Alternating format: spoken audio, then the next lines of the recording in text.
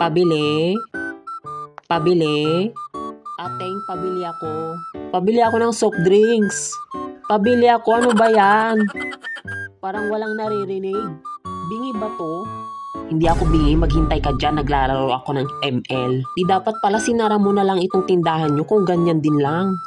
Buisit ka, huwag kang isturbo. Ayaw mo pala may isturbo ah. Manigas ka dyan. Wala nang mang-iisturbo talaga sa'yo.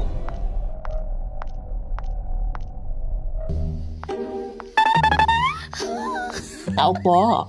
Tao po. Pabili ako ng magic syrup. Pabili po. Tao po. May tao ba dyan? Oo, may tao dyan. Wala namang tao. Statwa yung nandito, statwa. Statwa na may hawak na cellphone. Bakit ka umiiyak, madam? Iniwan ako ng jowa ko.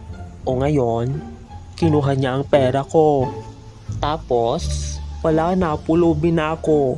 Magnanakaw lang pala yung minahal ko, scammer pala. Nasaan na siya? Ayun, may iba na siya. Ay, ang bilis, may iba na siya kaagad. Best friend ko yun, trinender niya ako.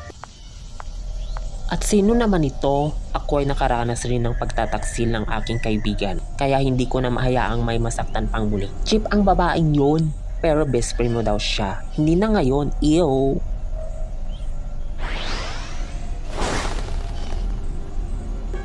Justice is served na.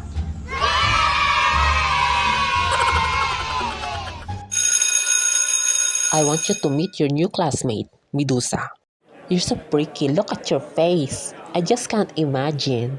Pero kaya kong imagine ang future mo. Sige nga, freak. I don't like you. Huh? Tara na nga. May freaky dito. Bakit ka ba ganyan? Why can't you see yourself?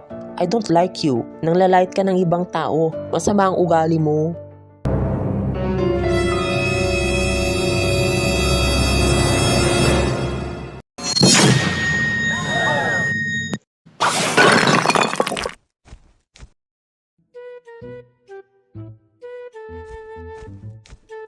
Nasaan na ba yung spaceship? Naliligaw na ata tayo. Nakalis na pala sila eh. Unfair naman, iniwan tayo. Sabi ko dito na lang sa may statwa tayo kunin ng spaceship. Anyway, kanino kaya itong may statwa na to? Bakit iniwan lang dito sa gubat? Sino po kayo?